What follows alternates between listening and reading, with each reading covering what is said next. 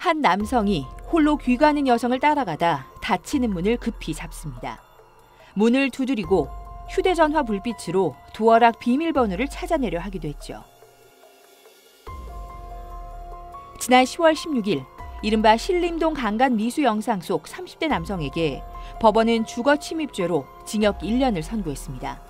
강간 미수 혐의는 인정되지 않은 건데요. 피해자에 대한 폭행이나 협박을 가한 정황이 입증되지 않았기 때문입니다.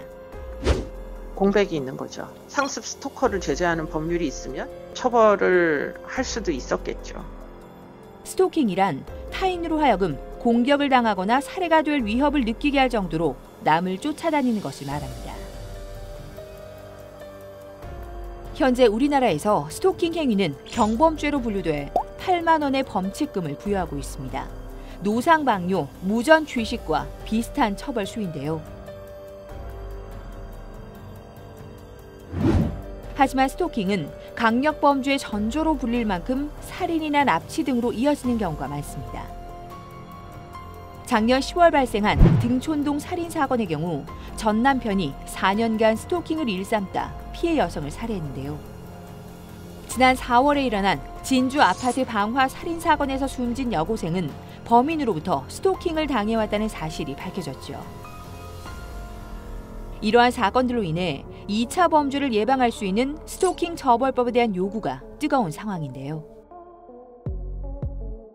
해외에서는 스토킹을 중범죄로 보고 별도 처벌 법령을 규정해 최대 징역형으로 처벌하는 경우가 많습니다.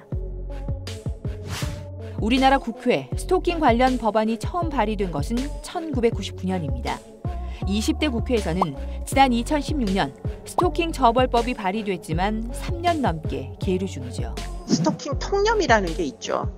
우리나라의 이제 가부장적인 사회에서 스토킹 정도의 행위 정도면 남자들이 할 수 있는 거 아니냐. 끈질긴 구애 행위 정도로도 볼 수 있는 거 아니냐. 여자는 좋으면서도 싫다고 한다. 이런 통념들이 존재하다 보니까 어디까지를 범죄로 안 보고 어디서부터를 범죄로 볼 거냐 논쟁을 유발하는 거죠. 스토킹 범죄는 지난해 544건으로 2014년 대비 81% 늘었고 스토킹 관련 신고는 올해 상반기 2,600건에 달했습니다. 가장 중요한 것은 스토킹의 정의를 어떻게 할 것이냐. 스토킹은 범죄자들이 창의적으로 방식들을 고안해내기 때문에 몇 가지 행위 양태는 구체적으로 써놓되 그 밖에 생활을 자유롭게 형성할 권리를 침해하는 행위를 같이 포괄해서 정의에 넣어야 된다라는 게 일차적으로 중요하다고 보고 있고요.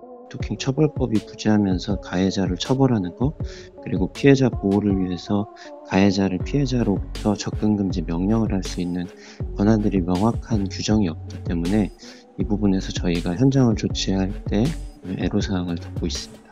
실제 범죄 발생 이전 위험 단계에서 경찰이 가해자에게 접근금지 명령을 하고 또 격리 조치를 할 수 있는 이런 권한들이 생기기를 원하고 있습니다.